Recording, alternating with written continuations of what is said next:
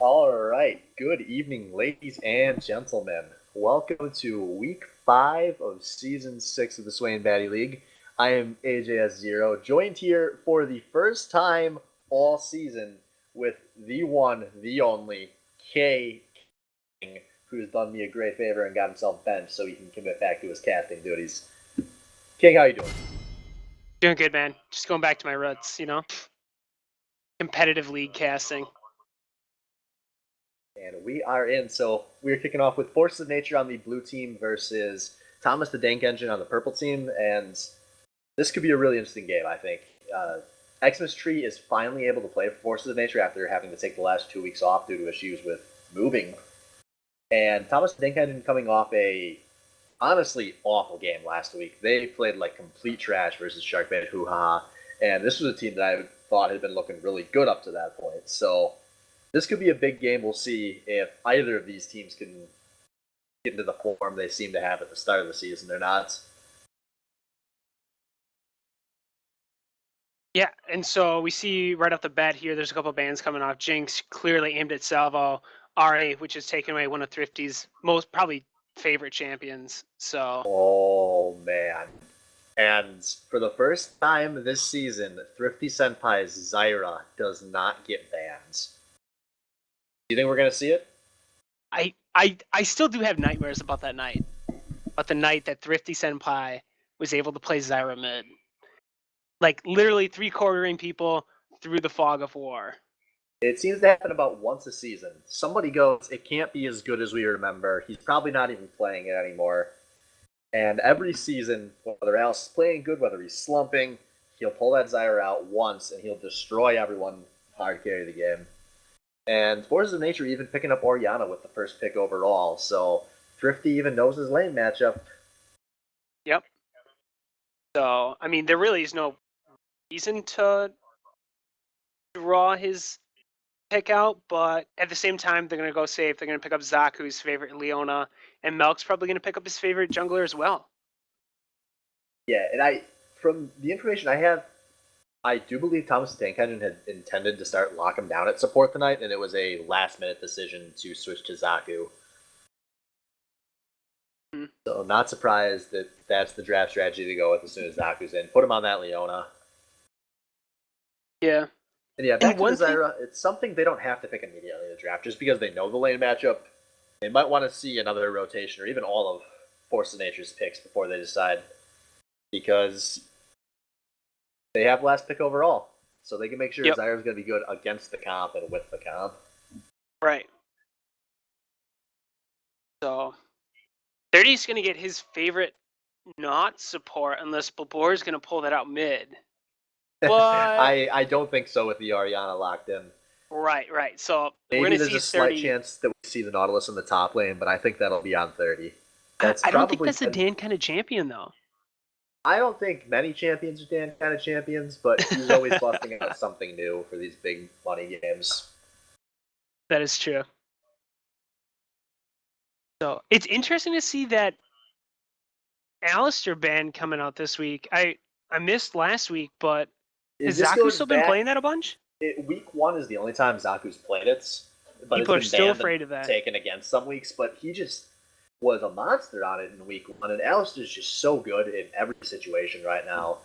Right. I'm not too surprised by that ban, because overall, Thomas Dinkhead hasn't shown that many picks to feel ban-worthy. I feel like Jinx and Zyra are kind of a consensus, too. Right. And On the Wind definitely trolling with that Poppy Hover. Xmas Tree taking his Tristana. He's played that earlier this season. I believe one of the 3 ADs he's practiced the most this season. And, oh my god, he's actually picking Poppy.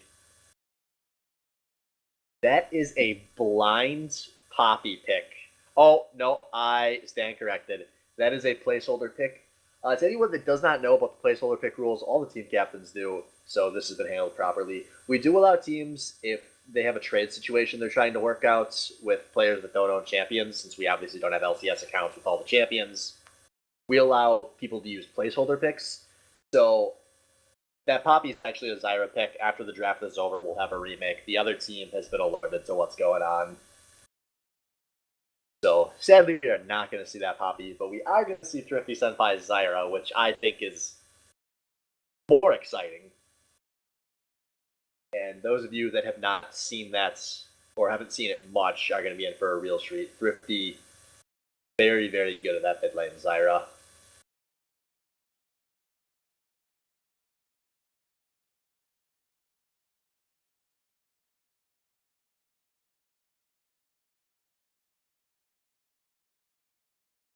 And we will see if that Fiora pick was intentional or not. That was a very, very last second Fiora pick out of I'm Just Dan.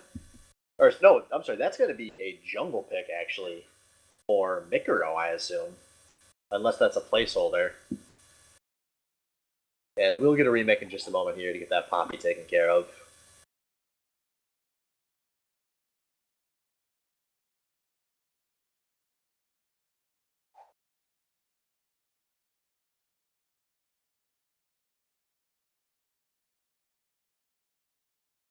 All right. So the last thing before I was rudely pulled away during my conference call is that there was a Poppy locked in.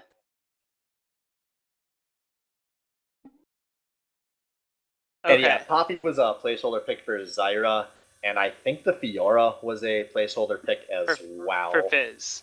So okay, that all makes a little more sense now. So okay, these guys are gonna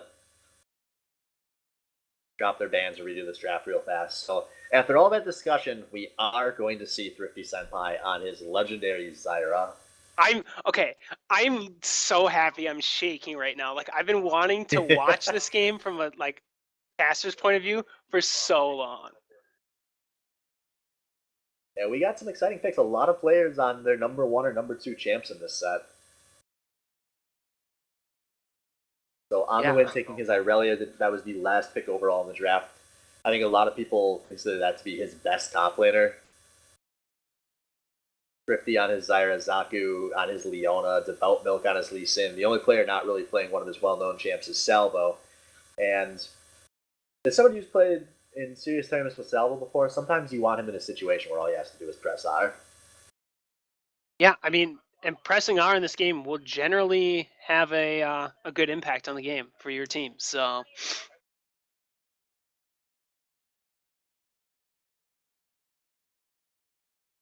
And then on Forces of Nature, a lot of these guys getting their power picks as well. Blabur taking that Oriana, which I believe he's played in 4 of the 5 weeks so far, to a lot of success. 30 and Tree getting some of their most comfortable champs. And these just look like 2 lineups that should be really action-packed. A lot of champs that want to skirmish all game. So hopefully we actually get to see a bloody game. All right. Conference call's done. You have my full attention now. All right. Perfect. So we got 3 minutes, Mr. King. What can you tell me about these picks besides the Zyra? So I was actually okay. So Blabur on Ori, that's something that's pretty notable. That's a real comfort pick for him. And then on top of that, you can combo that with Gnarlty or even Nautilus too. Like that's going to be huge. Like expect to see some big plays from Blabur and comboing with 30 or Dan. It's a super safe lineup too for Tristana. So she'll just be able to sit back and put out as much DPS as she can before she either gets kited out of the fight or just straight up gets killed.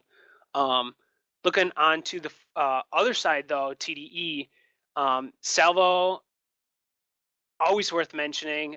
Whenever I laned against him last season, me and Dubdrum could never seem to pick him off because he always had Spell Shield up and always used it perfectly. So expect some good positioning out of Salvo.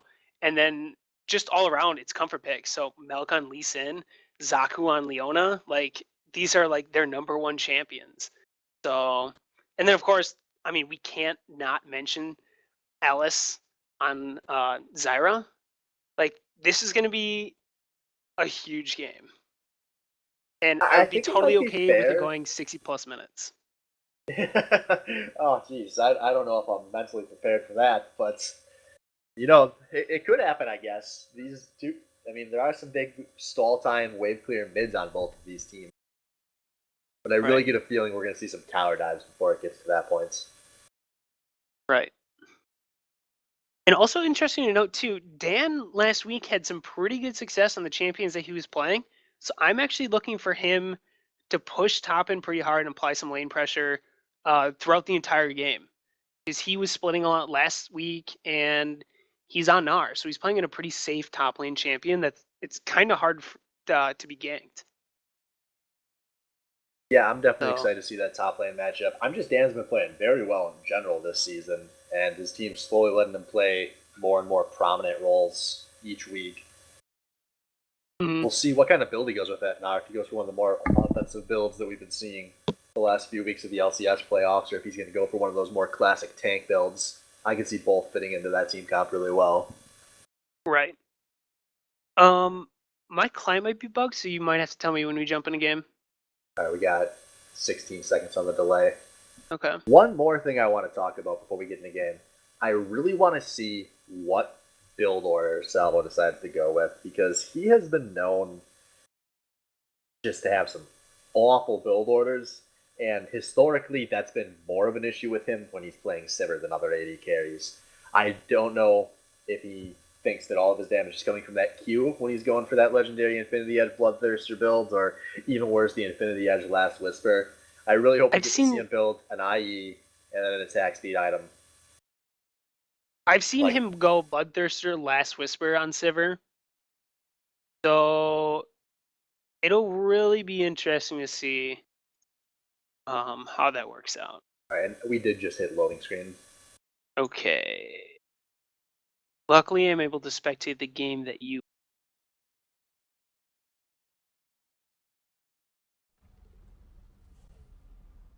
So looking at these summoner spells, nothing too out of the ordinary. Mikuro is going for the Ignite Smite Fizz in the jungle, which is fairly common, still notable.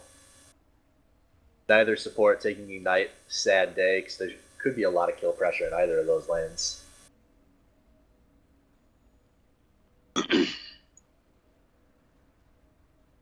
And we are just about into this one.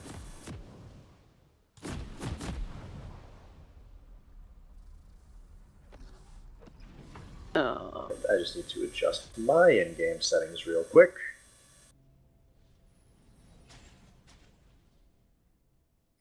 Why can I not spectate anyone that's playing the game? Well, that would be an awkward bug. Prepared as I am to solo cast. I can join it.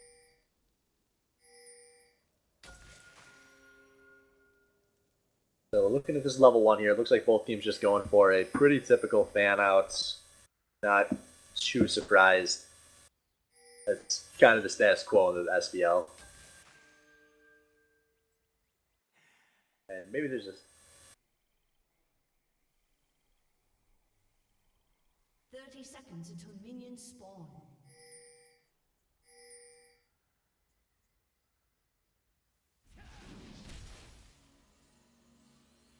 and Devout Milk going to get a very decisive Q check over the wall onto Mikuro. So both these teams should know where the other side's starting, but very standard starts, so that shouldn't really amount to too much.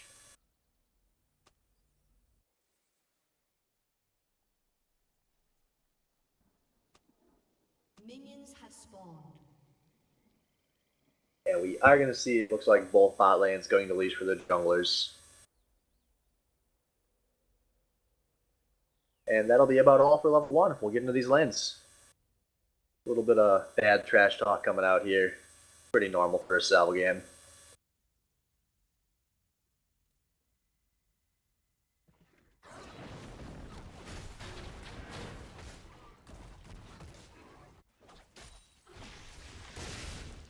And we're just trying to get King back into this broadcast booth while I sit here and flail about horribly by myself.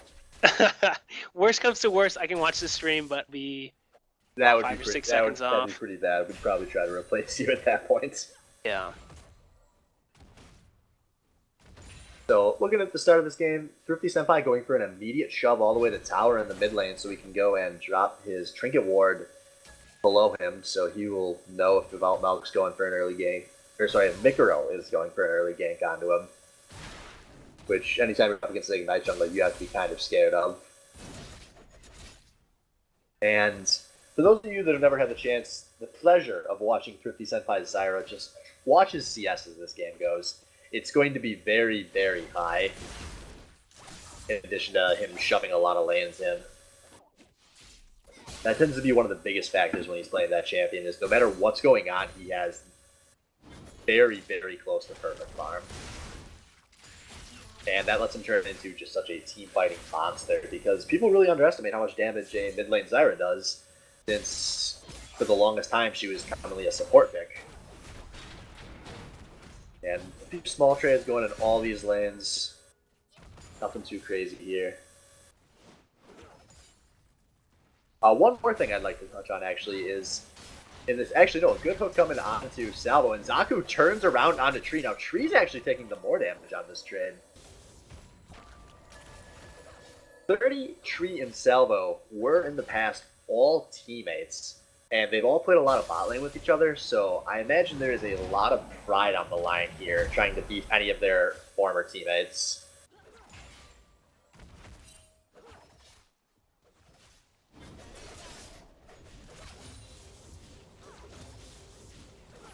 And Salvo has always been very known to talk trash to his former teammates.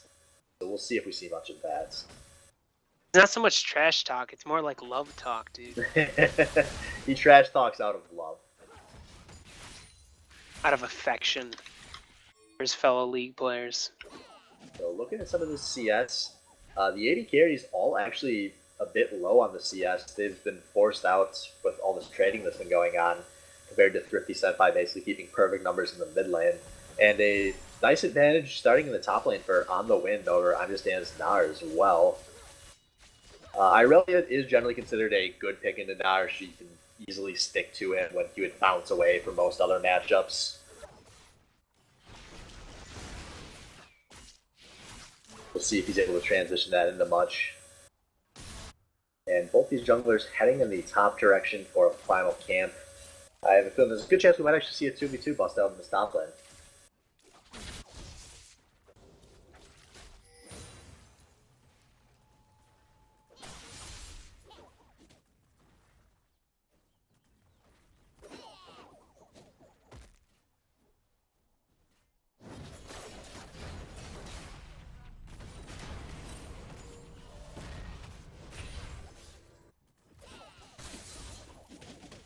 Nope, no fights happening quite yet. We see Devout Mouth looking like he wanted to think about a dive, or not a dive, being prepared for a dive if it were to happen. But Mikaro's actually showing up in this mid lane. He's going to put a little bit of damage on Thrifty Senpai, but he's only level 3 compared to Thrifty's level 5, so Thrifty's going to put down damage onto him in return, and they're all going to just walk out of that down a little mana.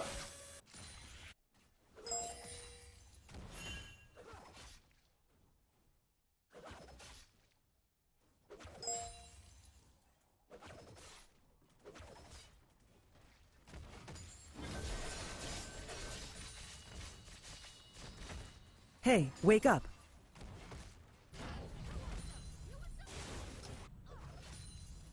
Alright, so we are going to pull Master Splinter in temporarily as a co-caster here and see if we can get King's Spectator working or not. User was moved to your channel. And until that happens, we might just do a little try-casting. But we see a good trade going on the Winds, but he doesn't have quite enough mana to finish off that all-in. He's going to most likely force a teleport out Rhyme to stand. And a bit of a jungle fight going down now. Mikaro secures the scuttle, and he's going to barely playful trickster on that, but it doesn't matter. Thrifty Senpai flashes over, drops his ultimate, and the Wild Growth is going to secure first blood for Thrifty Senpai's Zyra. And that has got to be the worst thing you can see as forces of nature in this game. But at least Mikaro got that Scuttle Crab. The Devout Mouth going to do the smart thing and head to Dragon to capitalize on the death of the opposing jungler. You know, normal pre-made stuff. And we'll see what Thrifty Senpai turns that kill into. Otherwise, biggest advantage is up in the top lane. I'm just damned have to just blow his teleports, but On the Wind is able to save his. And On the Wind's going to be up about 2 waves by the time he makes it back to lane. On the Wind able to get that sheen on first back, which to make his trading very, very potent. And now Zaku going very deep on Xmas Tree. And 30 gonna start setting up some deep vision, so we'll see if they can lock Devout Milk out of much. And this is actually a 1,200 gold lead already for Thomas the Tank Engine between the slight CS leads and the kills they have. And apparently no one can join this game as a spectator, because Master Splinter is also having issues. I think spectators were turned off. Yeah. Dad, did you turn spectators off?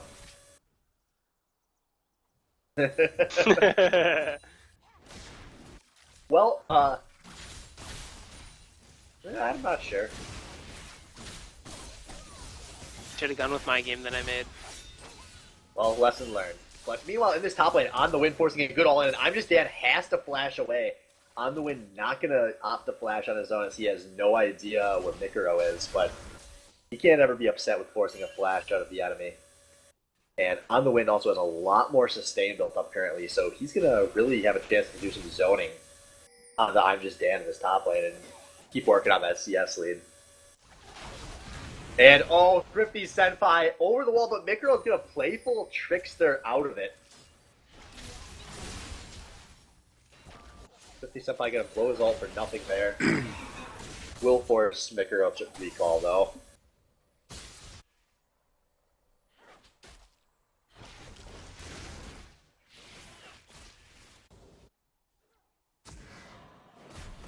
And Zaku gonna drop a ward to immediately have it cleared by 30 and Tree with the pretty standard pink lane, pink ward location.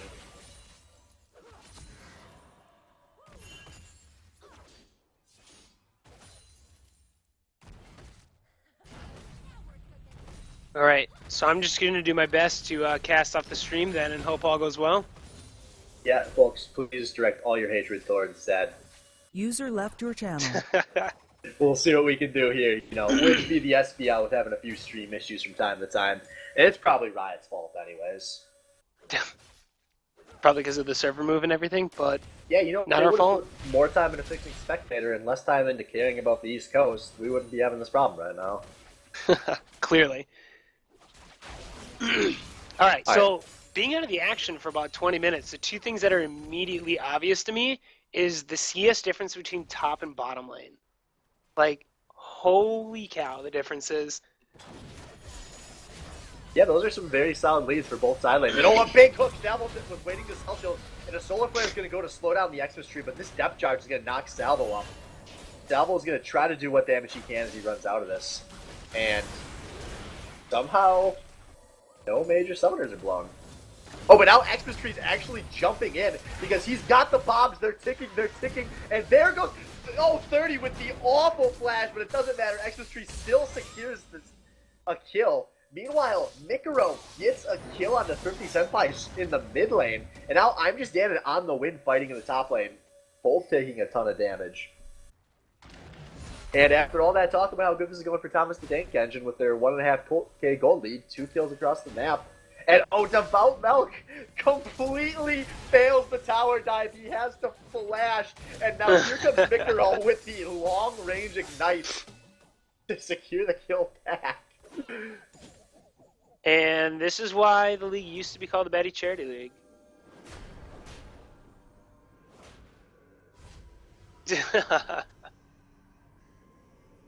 And just like that, Forces of Nature are back at it, down about 500 gold. Yeah, it really doesn't take much early game to swing the gold in one team's direction, so...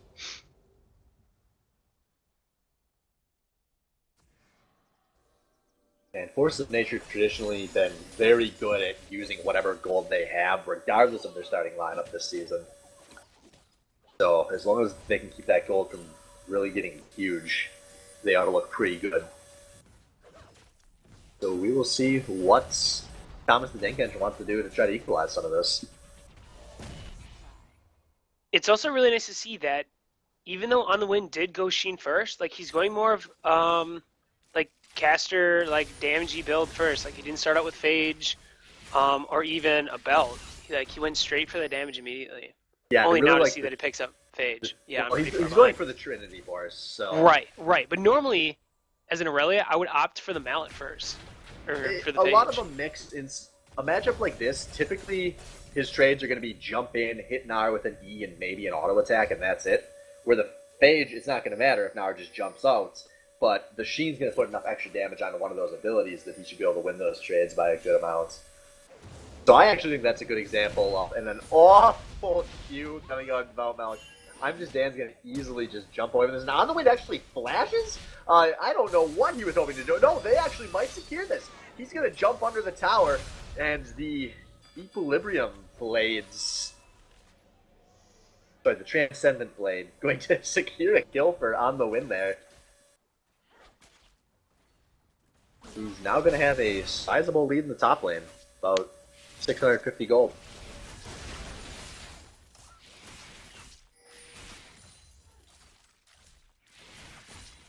We do see Force of Nature setting up for a bit of a bait around Dragon. They might be trying to bait Thrifty Senpai in. And 30's going to get a long-range hook onto Zaku. There goes the fish. They're going to try to blow Zaku up here. Who's going to pop a last-minute solar flare. Here comes a teleport out of On the Wind. I'm just Dan, nowhere to be found. A good kill for On the Wind onto 30. They're now chasing Blabur. Blabur goes down, but he takes Zyro with him first. A 2 for 3 in favor of... And Development not going to take that jump.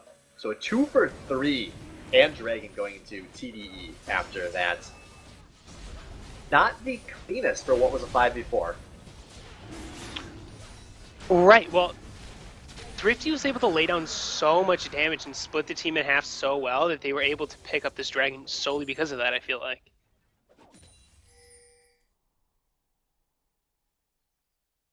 Yeah, but when you have a man advantage in a fight, you usually want to get more than just a kill advantage. But I mean, still, it is a team fight win. Yep. But I was actually very impressed with Blabur there, knowing his own damage limits very well. He stood toe-to-toe with Thrifty Senpai and guaranteed that they'd at least trade. Because if Thrifty Senpai had killed Blabur without dying himself, he would have been able to walk in and put down a ton of DPS into that fight. Mm-hmm. And Devout Milk's actually going to try to solo Mikuro here, but the fish goes down, no shockwave yet, and Mikuro going to pick up that kill. And just Devout Milk being a little greedy, trying to fight after a whole team's coming out of base after a big fight.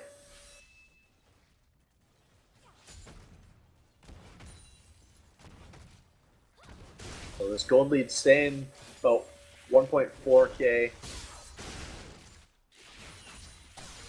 And Blabur in general has done very well in this mid lane. I've been thinking all season, I can say it out loud now. And actually, on the Wind, he just keeps coming so close to pulling kills, and I'm just Dan. But he never wants to give his all to commit until he knows for sure that there's no Mikuro around, which is a smart play, of course.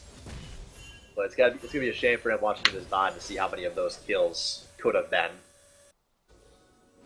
But Blabur is the guy that if I had to fill out a mid-season award ballot, would be getting my MVP votes, I think.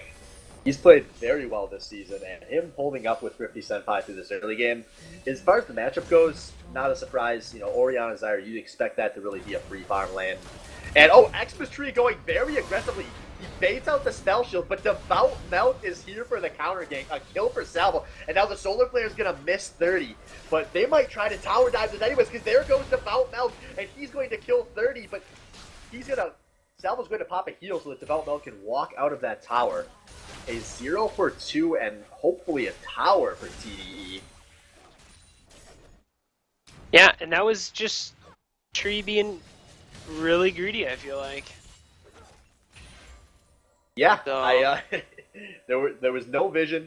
Let me tell you something about Insect, folks. There was a jungler once, he played these things. His name was Insect. And there was a very vital part of the Insect. It was the ward. You drop the ward and jump to it. What I'm saying is if you want to Insect somebody, there has to be wards. If you're the Xmas Tree, you have to have a ward in the river before you can Insect. True. There was no Insect without the ward. What came first, Insect or the ward? We might never know. So, looking at this goal lead, this kind of exploded out now. With both of these side lane towers down, it's a 4k gold lead in TDE's favor. Looking at some of these individual matchups, On the Wind is up about 1,600 gold.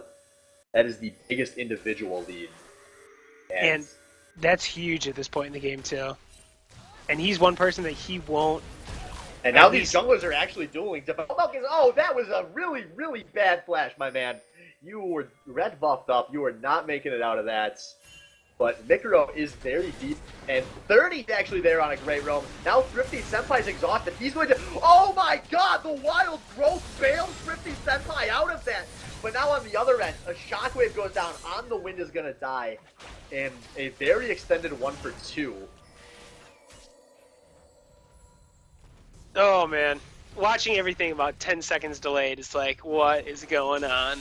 Chaos. And now Chaos Zaku's going everywhere. in. He gets knocked out. Well, when we said in Champ Select that these were picks that were going to skirmish a lot, we were definitely right. Both of these teams are trying to fight over everything they see. And so far, neither team is pulling out too far ahead on it. And, oh, 30 actually gets killed under the tower? And now they're going for Xmas Tree too. He popped the jump. He has to flash out of the solar flare. On the Hunt is down, so it looks like TDE is going to sell for just taking the tower. But no, Mikuro going in. Mikuro's going to kill Thrifty Senpai. Now he drops an Ignite onto Salvo. Zaku flashes with the stun to bail his carry out. And somehow Forces of Nature are going to hold this mid lane tower. This is And that's just sticking around too long, I feel like. Yeah, For both teams, not just one team, but they that's just... really the story of this game. You know, sometimes you always think to yourself, well, with my teammates fighting, I got to back them up no matter the situation so we can try to salvage it.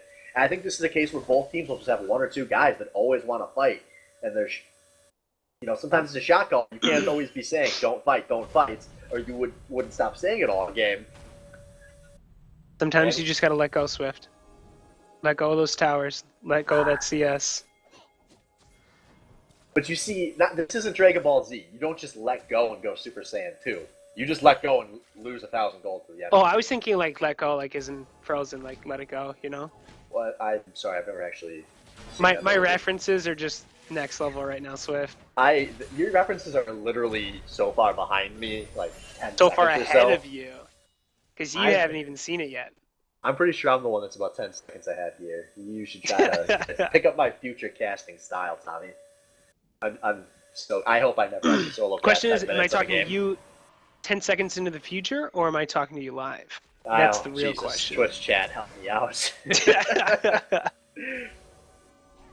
So, taking a moment to... Oh, don't 50 Senpai over the wall. There goes the wild go. Mikuro dies! Over the wall, the pink ward, the bait. That's a smite down and should be an easy third dragon. And it looks like I'm Just Dan's actually teleporting back to the top lane. They know they have no chance of contesting this. And he's going to actually put some good damage down on the Winds, but I don't think he'll be able to chase. No, he's about to go Mega. He's going to try to chase this. And On the Wind actually has to flash out. I'm Just Dan did flash first, so it was a flash 4 flash there. So overall, that does give On the Winds the teleport advantage in the top lane again.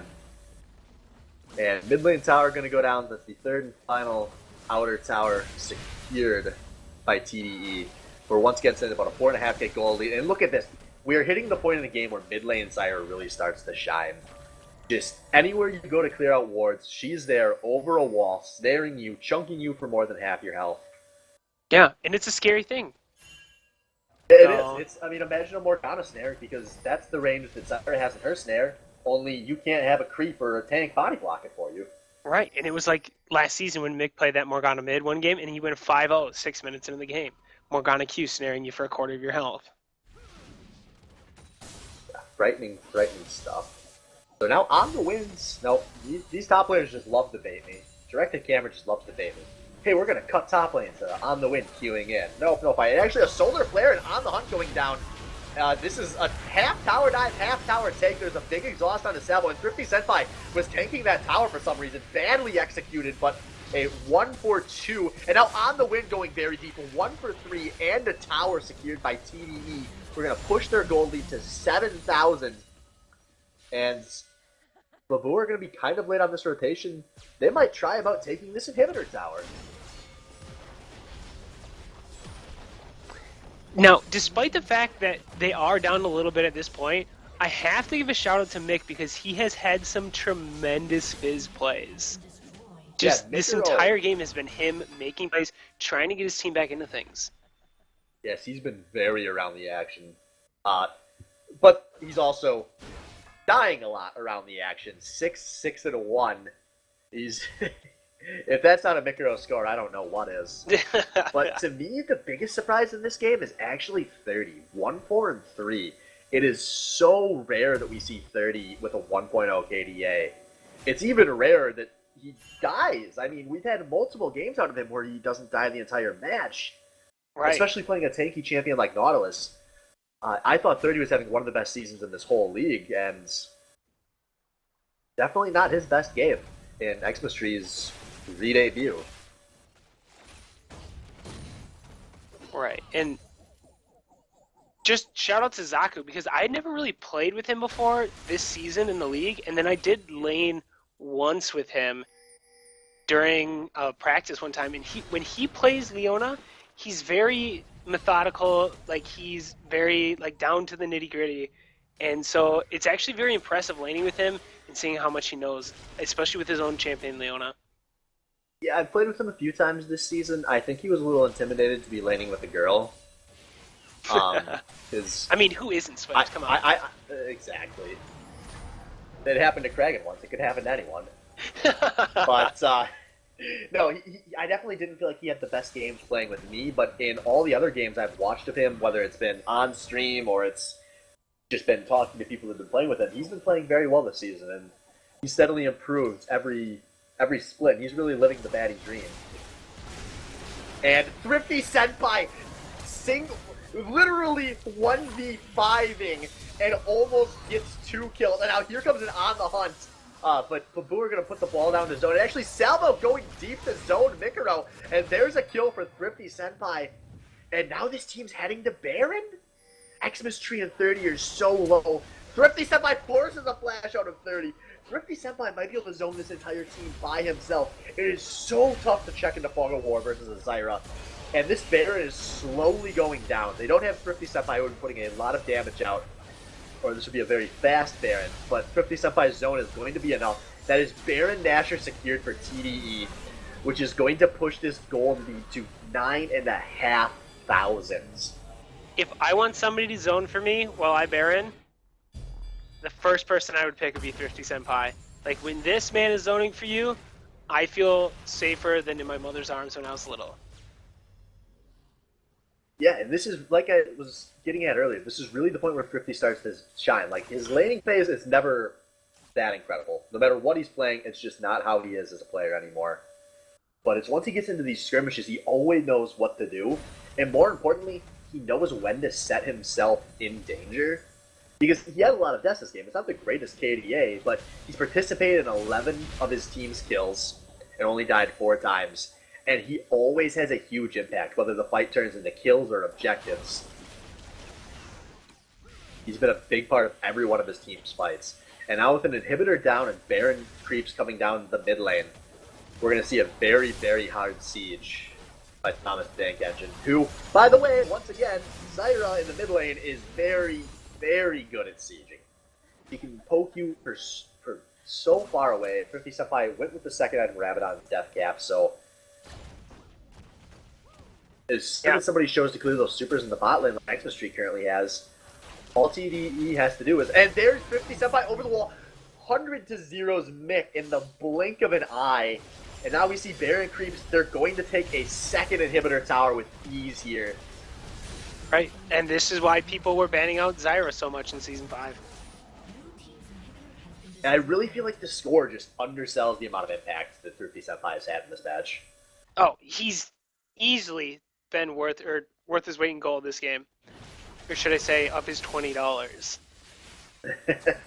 So Salvo going to steal this red buff. This team's going to head to Dragon, which, by the way, we didn't even touch on. TDE securing their 4th Dragon at 27 minutes. They have so many ways to win out this game. 10k gold lead, and only 1 lane left to push. This is definitely TDE's game to lose at this point. But of course, this is the Swain Baddie League. Yep, I have seen teams throw a 14k gold lead. Not that anyone here has ever done that, but I don't think I've ever led for that much gold and lost. No. definitely think I've casted a game where you let a 14k gold lead go. That don't sound like me. That's another story for a different time, though.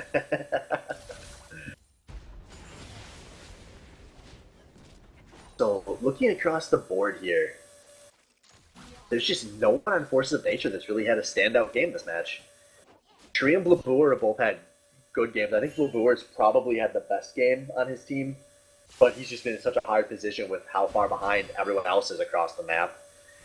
Tree not doing awfully by any means. You know, bot lane was pretty even, but not having the impact we saw Tree and 30 having earlier in the season, the first 2 weeks when they were playing together. I know that in the past, I'd really talked up Benar. Actually, I think the desperation fight's going here. 30's giving his all, but a lot of damage going down on the reverse here. 30's dying on this engage, and Devout Mouth makes it out. Thrifty Senpai with the second kill of the fight, and Force of Nature just melting. A double kill for Thrifty Senpai. On the wind, flashes in to secure them. A triple kill for Thrifty Senpai, and on the wind, going as deep as he can for the ace. There's a stun on the Xmas Tree, and a quadra kill for Thrifty Senpai. And that is the game. TDE in 29 minutes are going to wipe out Forces of Nature. Yeah, there it is, quadra kill. All right. Yeah. So, if we learned anything from this game, Swift, what did you learn? Ban Thrifty Senpai Zyra. We've been doing There it we for go. 3 That's years. that is the number one thing. Those of you with a season 5, must ban. Those of you who are with a season 6, it's still a must ban. And I think we have to pull Thrifty in for the interview after that one. Much as we don't like talking to the Diamond guys, we gotta. When the Zyra happens, that's just what we do. User was moved to your channel. I'm going to see if we can get the Devout Malkin here as well for a second interview as soon Want me as... apparently Moved to too. your Yeah, channel. there we go. Devout Malk dragged in. So, congratulations, guys, on a very, very convincing win. Thank you. Thank you. Zyra, we have to start there. How Did you giddy think- were you to get that? Like, I how was excited were you? So excited. He was Like, squealing in champion select, I know it. like a little I girl. saw the third ban. I was like, okay, they're gonna ban Zyra, and then they banned Alistair. We're like, oh, we'll pick up Alistair, and then they didn't, and I was just so happy because like, oh, they don't even have Zyra players on the team. They're not gonna steal it from me. This is the greatest thing possible. So, and I really, really regretted not picking Zyra last week when I could have. I thought they had something lined up, and I realized I was just dumb. So I was really happy to just windmill slam the Zyra. Do you expect to draw Zyra bans the rest of the season now? Probably, because that's how it's gone every other season. Like, people would slop up and let me have it like once or twice, and then it just gets banned the rest of the time. But if I'm lucky, I'll get to play it some more. Yeah, hopefully not against my team. But so that game, the thing that really stands out to me is all season long, Force of Nature have looked very cool and calculated. They've only taken fights when they've had obvious advantages. This game, you guys just kept seeming, it was just a bloodbath for the first 15, 20 minutes. You guys were fighting over everything. I mean, it was like 2 junglers see each other and both their biker gangs show up. Were you guys trying to bait them into that? Because that didn't look like the normal Forces of Nature. Or did it just kind of play out that way? Oh, that's something we wanted. We knew we had a really aggressive comp that was really strong at skirmishing, and we knew that if we played a fast-paced game, they probably wouldn't be able to keep up with it. That they wouldn't have time to scale into the mid game where Yeah, they could potentially catch up. and we to know us. that's when their shot calling is really strong. Like, their shot calling is really strong when they have enough time to set up the big macro level plays to, go down, get their vision set up, and go and split push. So we just wanted to play a really fast and heavy game where they didn't have enough time to think, and they're just too busy just trying to not get bodied. Oh, it seems to have worked. King, you got any questions for the boys? I mean, other than the Zyra, I thought you guys played a really well game overall. Like, it was pretty fast. Like, you guys blitzkrieged them, I felt like, and you didn't really let them get set up and get kind of in their comfort zone. So, just overall well played by you guys. Congratulations. Thank you. Thank you. Part of And, that was attested to Wind playing on his really garbage laptop. He's actually out of town right now. on his fancy 1 megabit internet connection. So Well, thank goodness. a little, The next time he goes out of town, he's going to be playing with a lot more ping than he's used to. So. Yep, he was playing with a double and a half, I think is what he said, somewhere around there. So Yeah, he's one of those biased shout people. Nice people get 50 ping. Freaking freaks. shout out to Win for playing well on the high ping there. More like, All right. So one last question, Milk, because I think you're going to give me a better answer on this one. You guys have kind of been going back and forth between Lock 'em Down and Zaku at support. What's the plan with those guys? You guys gonna make a decision? You just gonna keep stringing us all along here? We're gonna keep you guys guessing. We love both of them to death. They're both great players. Zaku, he's really come out of his shell and played a lot more champions that we asked of him, and we're enjoying playing with both of them. So it's a fun time. All right. Well, I'm gonna leave you with one last word of wisdom before we get into game 2 here. But just remember, League of Legends is not a game that you're playing for fun. It's a game you're playing to win. And when you're having fun, you stop winning. So I would recommend dropping both of them and picking up an emergency sub as soon as possible. And anyway, all right, guys, you heard the ad here. We're wanting to buy a support player. Contact 1-800 need a support. That's gonna do it for game 1. So we're gonna do our quick 3-minute Text break here. DANK to 43348. We will be picking this back up in 3 minutes with WCF versus Team Salt Shaker. So we will.